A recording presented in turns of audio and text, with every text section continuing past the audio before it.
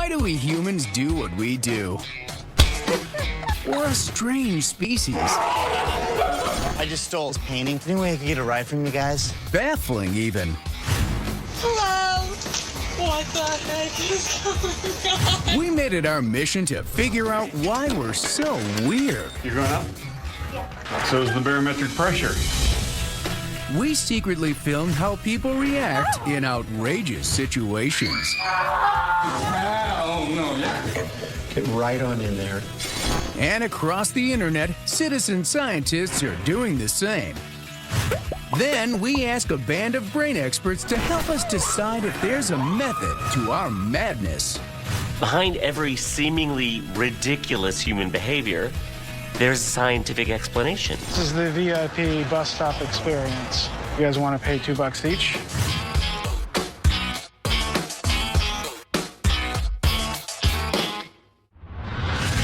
There are social interactions that we all consider rude and inappropriate. But if you're so ridiculous, we don't know how to respond. The guy in the black shirt and the guy in the blue shirt.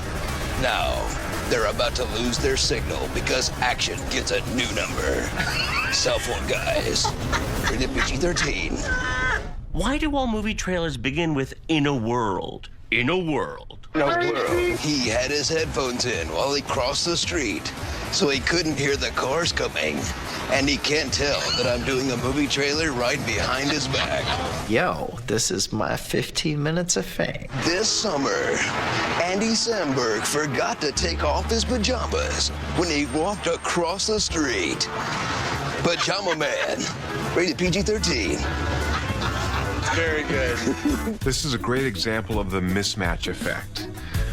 So you know that voice, it fits into some model of the world, and yet now you're hearing it on the street talking about you. Mila Kunis and Jessica Alba are out for a night on the town. They're buying things for themselves that they really don't need. And now they're trying to run away from a guy in a suit. Like OMG, rated PG. This is one of those classic examples where if you say something in a comedic way, you can get away with saying something mean. He's got the vest, he's got the skills, but he forgot the shirt. When people act socially inappropriate, one of our best strategies is to ignore it for as long as possible. Now he's twirling a sign for a living because he couldn't find another job. Striped shirts and plaid pants, the movie. Just as people have boundaries when it comes to personal space physically, they have the same when it comes to sound. Two security guards who lost the guy they were supposed to protect. They only have 24 hours to find him, and time is running out. Sonic intrusion is essentially when your personal space is violated not physically, but by sound. And it happens all the time. People talking too loudly on phones, people laughing loudly on planes. That's sonic intrusion. The Bob stole half his suit. Now all he's left is t-shirt and slacks. This time, there's no stopping him. The guy missing a suit. Rated R. It's like starring in your own movie with a terribly uninteresting script. The guy who copied his haircut from Tom Hanks in Forrest Gump. Are you talking to yourself? Yeah. Oh, okay.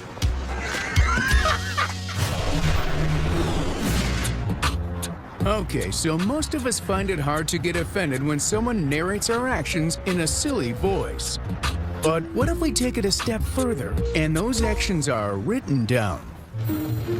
1, 2, 3. There's 3 of them. 3. Blue jeans, brown shoes. What's that book? Diagnosis, crazy.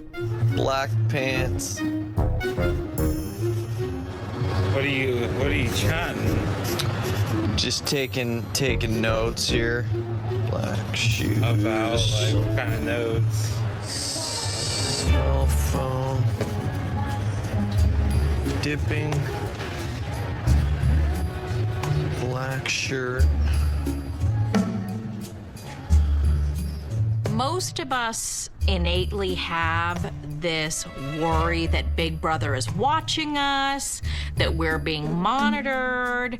And so this pen and paper prank really evokes those fears. Here you have somebody who is taking notes on you and he is describing you, but he's not explaining why.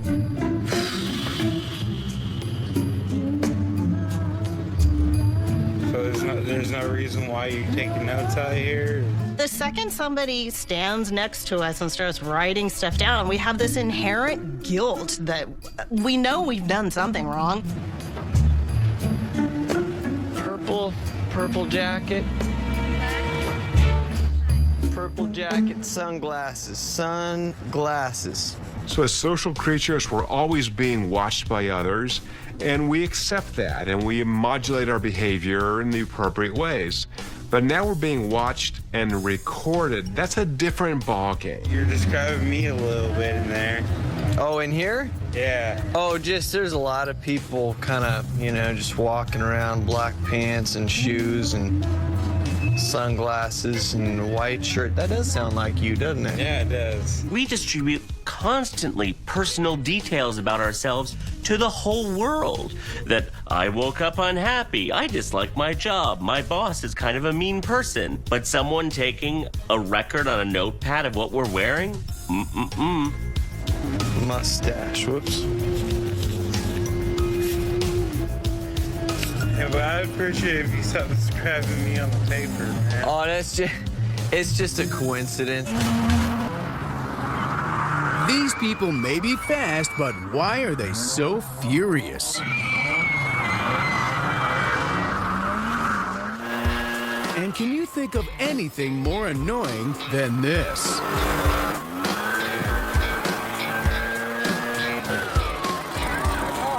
Huh?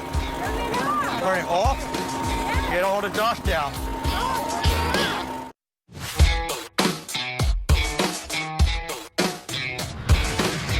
Like it or not, our brain tends to make assumptions about the people we meet. For example, what stereotypes come to mind when you see this beauty queen or this businessman?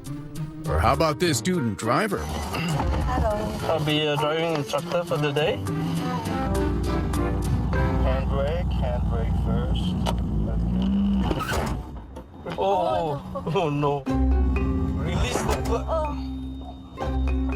It's fine.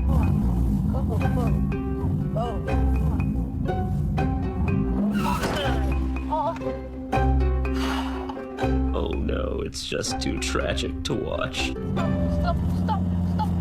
Wait. No, don't go to this line. Just stay there. When she cranks the gears and messes up repeatedly, it just kind of reinforces that stereotype that this is a young driver who doesn't know how to drive. Don't be scared. I think you need to go back to practice more.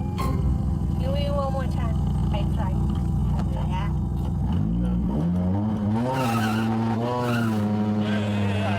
I said.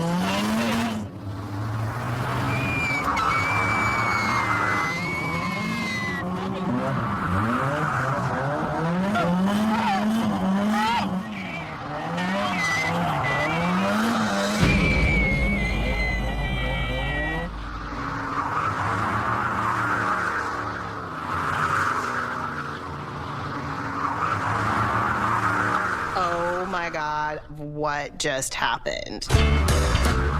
What happened is that this driving student is really a professional drift car racer.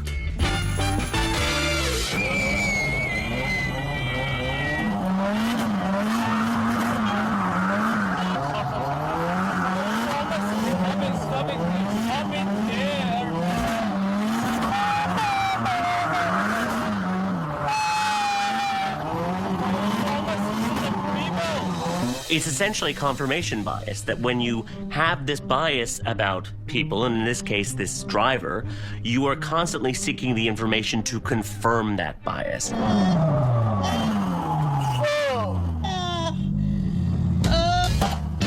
Even the last maneuver, which is a feat of acceleration and geometry, is so perfectly executed, they still can't get past the bias they originally had.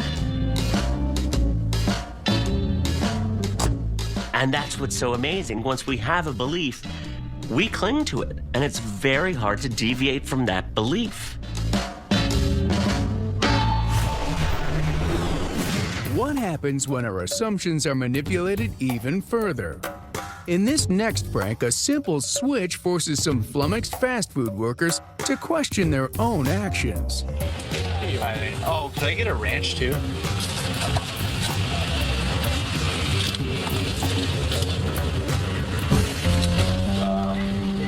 What the heck? What is going on? I don't know. I don't know if I should take this, sir. I'm a little afraid to have it. You're the one that gave it to me. Can I have some ranch as well with honey mustard?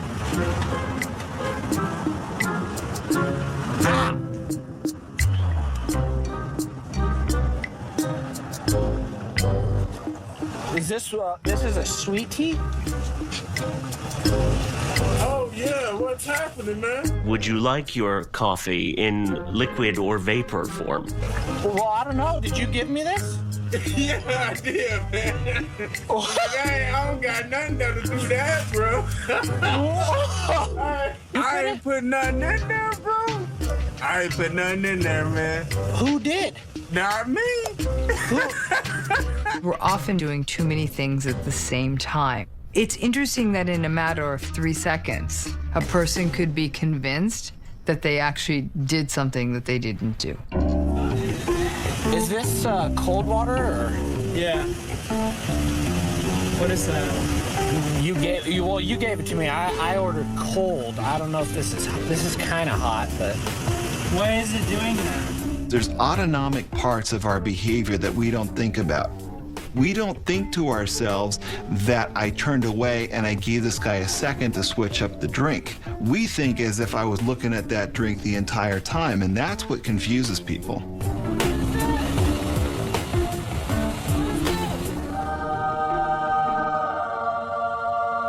When we're confused, brain areas associated with emotional responses activate. So we begin to sweat, our heart rate goes up. We don't know what to do, we're confused. You can't, we ain't gonna do y'all. Y'all ain't finna down on money. Okay, thank you so much. We have these techniques that we automatically use in our everyday behavior that provide us enough time to stall. Mine happens to be humor, so for me, I think I would have laughed. I don't want to touch it. Don't give it to me. You keep it over there. Oh, jeez. What's going on? Oh, I need to examine this because this is not normal, you know? So let's just review. Cup, check. Soda, check. Ice, dry. What would you do if it unexpectedly started to rain on you in New York? I'm singing in the rain. I'm singing. Go away! And why is meeting this girl such a hair-raising experience? When you guys rub suntan lotion on my back? I will. What the hell?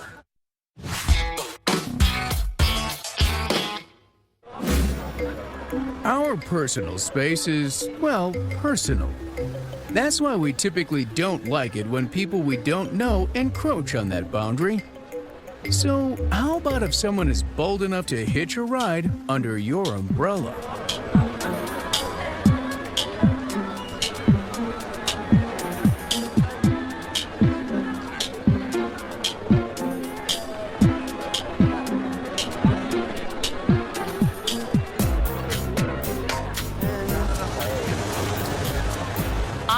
Loved this umbrella prank. I don't think I would love it if somebody came up to me and shared my umbrella, but I loved watching it. Dude, man, you got 3 seconds. What? You got 3 seconds, What? man. I just wanted to go up to the t-shirt shop. Not a person. You with the wrong right now. Okay. Ducking under a New Yorker's umbrella is sort of like trying to cuddle up to a tiger. You are asking to get your head bitten off. It's raining. Woo. It's wet. It's raining. It's raining.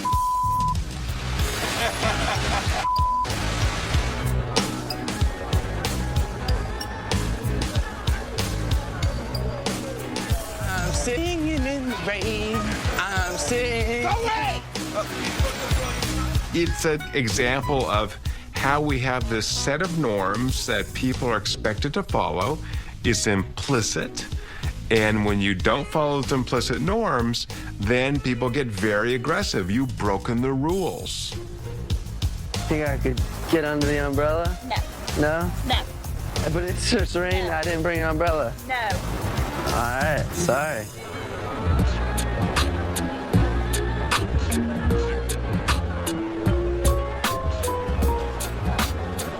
Oh, tourists.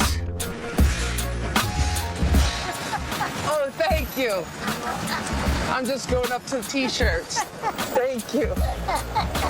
Just right up here. Okay.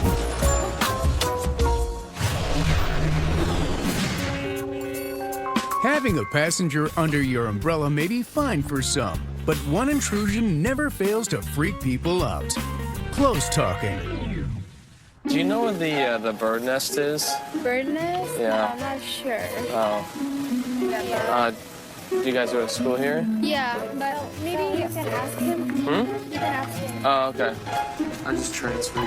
Oh, welcome. Where did you Thanks. transfer from? Wisconsin. Oh, wow. The close talker is violating the social norm of your space bubble.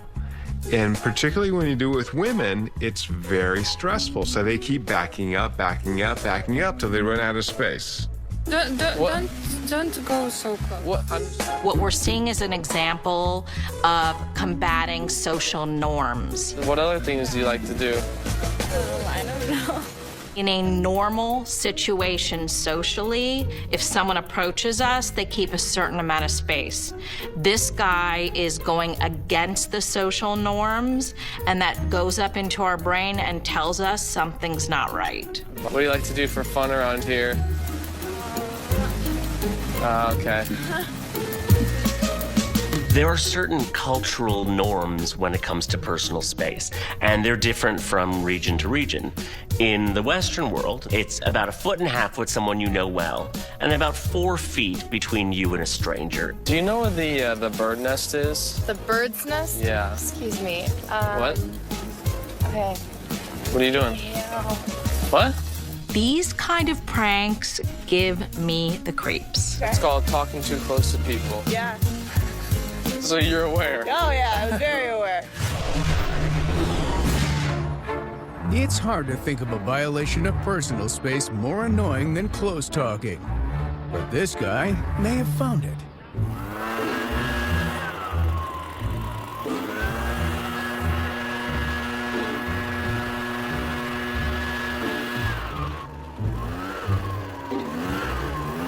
These guys, nothing makes me more angry.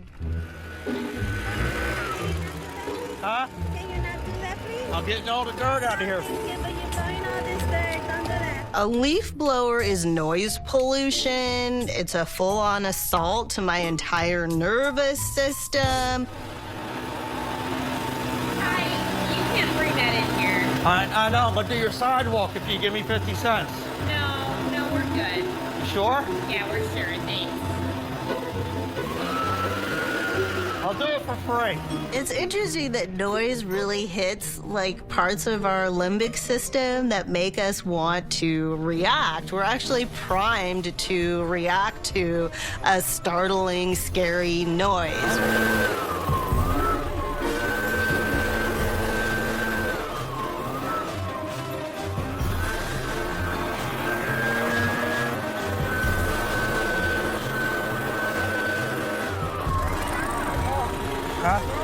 Huh? Turn it off? Get all the dust out.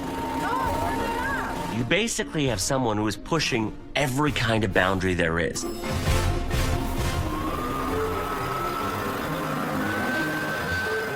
He's pushing physical boundaries, sound boundaries, personal space boundaries. He literally could not be more offensive if he tried. Want me to blow on it?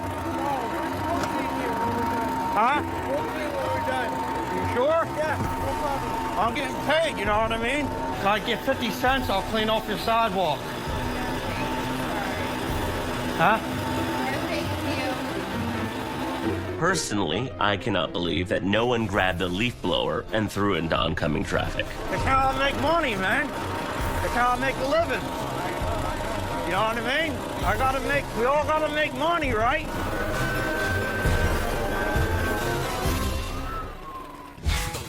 They say you can tell a lot about a person by their handshake. What's up, buddy? So what is this person trying to say?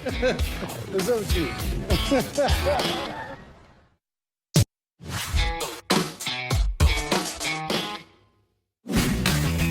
When we meet a stranger, the way we interact is based on a set of expectations. If those expectations aren't met, one thing is sure to follow: utter confusion. Can I help you? Why? Okay. Ron, what's happening? No? Talk to me. What's the word? No? Dude, what's up with you? Like, why are you doing this? You don't know where that hand's been. This is an OCD nightmare. It violates such a fundamental social norm. Do I know you?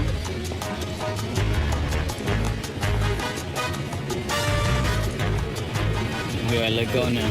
When you extend the hand, you are joining one kind of social paradigm, which is the handshake is an introduction to a conversation. When nothing comes, the paradigm has to shift very quickly to, okay, this isn't what I thought it was, and now some weird guy with a creepy, clammy hand is holding on to me. Nice suit. All right, bro. There were actually a few people who did pull their hands away. That was notable. And they would often be a bit like, not pleased, like they'd pull it away and say, what are you doing? As though that there was someone who was not only invading their space, but really violating sort of an intimate boundary. And? I got a cookie in my hand, man. Come on, pay attention. This guy can go all day. So my favorites were the group of guys, young guys, who just held onto the hand as long as they wanted to. I bet you're a hell of a poker player, dude. Even though the prankster stayed in character, you know, they just had fun with him. What's up, buddy? They start realizing they're dealing with someone who doesn't have a full deck of cards. It's probably just a pack of marbles. What's up with you?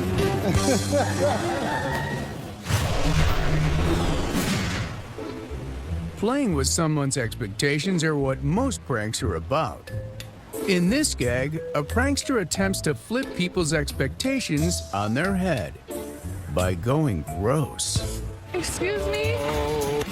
Yo, when do you guys rub suntan lotion on my back? I will. Thank you so much. It's just, I can't reach No it. problem. Don't worry about it. Worry about it. I'll take care of you. Don't worry about it. What the hell? I don't think so. Wait, what's wrong? No, is it? I love this. Oh, man. Hey, we're back. And she's pretty much sort of like Bigfoot back there. Like, it's like, you know, full on.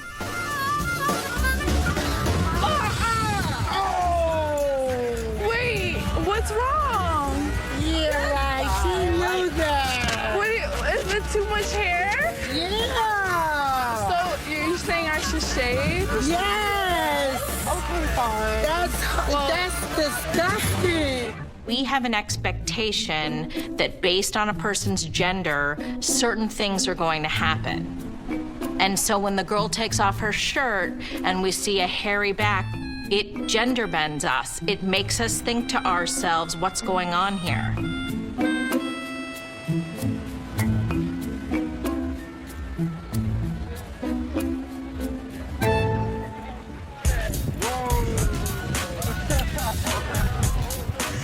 Wait, what? Is there too much hair?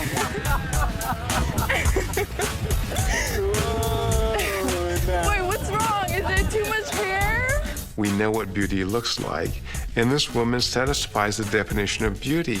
So it's even more shocking that this deep knowledge of our species on what a sexy woman looks like has been violated.